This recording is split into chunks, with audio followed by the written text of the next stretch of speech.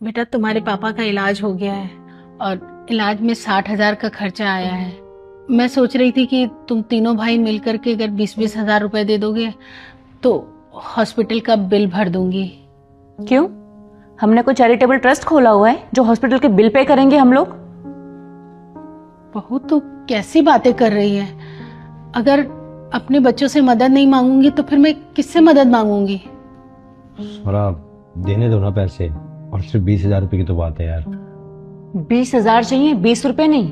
और मैंने तुम्हें ऐसे किसी को भी पैसे नहीं देने दूंगी, समझे तुम? थोड़ा वो मेरे मम्मी पापा है। तुम ना चुपचाप बैठे रहो। अपने माँ बाप के चक्कर में आकर ना अपनी बीवी से हाथ मत धो बैठना, तो फिर रहना इन्हीं के साथ। और हमारे पास कोई पैसे नहीं है, आप जाइए यहाँ से। सागर बेटा,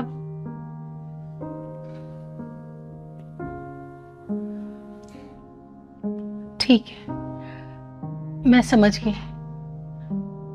कोई बात नहीं, मैं चलती हूँ।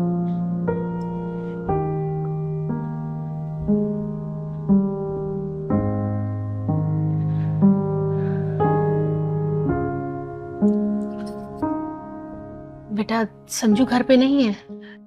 नहीं माँ जी, वो तो ऑफिस में है। अगर कुछ जरूरी काम है तो मुझे बताइए, मैं उन्हें कॉल करके बुला लेती हूँ। बेटा वो संजू के पापा का इलाज हो गया है और 60,000 रुपए का खर्चा आया है, तो मैं सोच रही थी कि 20-20 हजार तीनों बेटों से ले लेती हूँ तो मेरा काम निकल जाएगा। 20,000? माँ जी एक बार देखना पड़ेगा घर में कितने पैसे हैं, रुकिए।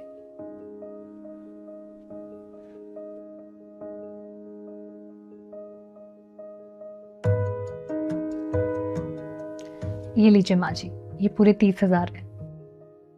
30,000? लेकिन बेटा मैंने तो तुमसे सिर्फ 20,000 रुपए मांगे थे। माँ जी इलाज होने के बाद भी ना बहुत सारे खर्चे होते हैं, दवाइयों के, खाने पीने के, तो ये आप रख लीजिए, आपके काम आएंगे।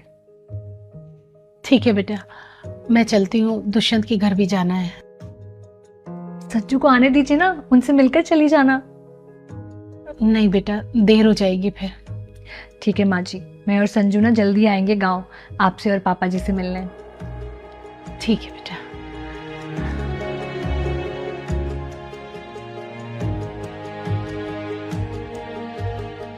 जी माँ जी बताइए।